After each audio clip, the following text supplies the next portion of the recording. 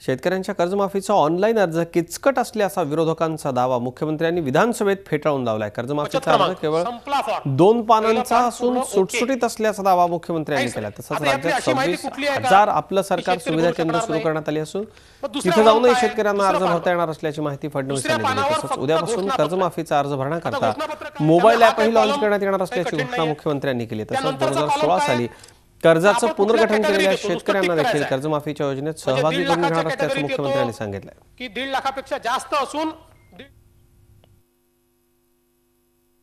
हे फॉर्मचं पहिलं पान आहे।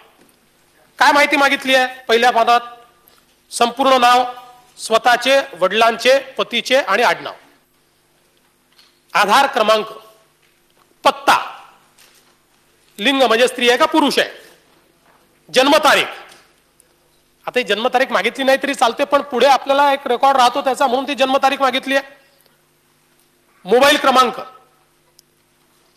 पॅन क्रमांक असेल तर, तेही म्हटलं असेल तर, पॅन क्रमांक असेल तर, पेन्शन पीपीओ क्रमांक असेल तर, त्यानंतर आपण त्याच्यात अकाउंटची माहिती मागितली आहे, पीक किंवा मध्यम मुदत कर्जाचा तपशील, दुसऱ्या पानावर फक्त घोषणापत्र आहे, त्यानंतर संपर्काचा मोबाईल क्रमांक, अर्जदाराचं नाव, स्वाक्षरी किंवा अंगठा, संपला विषय। 26,000 आपले सरकार सेवा केंद्र आज याच्याकरता कार्यरत आहेत आणि या केंद्रांवर दोन्ही सुविधा दिल्या।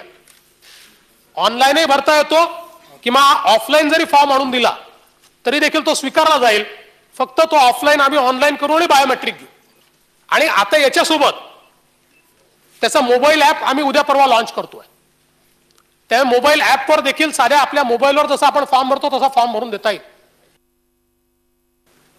पुनर्गठन ज्यांचं झालेलं आहे, शेतकरी आहेत, त्यांच्या पुनर्गठनानंतर ते पुन्हा डिफॉल्टमध्ये गेले आहेत, त्यामुळे त्यांचं पीक कर्ज डिफॉल्टमध्ये गेलं असेल तरी या योजनेत समाविष्ट आहेत, त्यांचं मुदत कर्ज डिफॉल्टमध्ये गेलं असेल तरी या योजनेत ते समाविष्ट आहेत।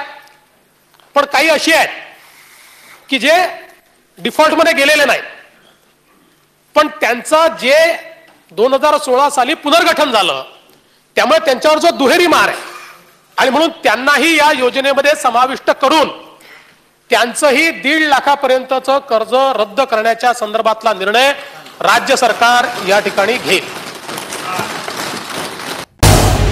झी 24 तास रहा एक पाऊल पुढे।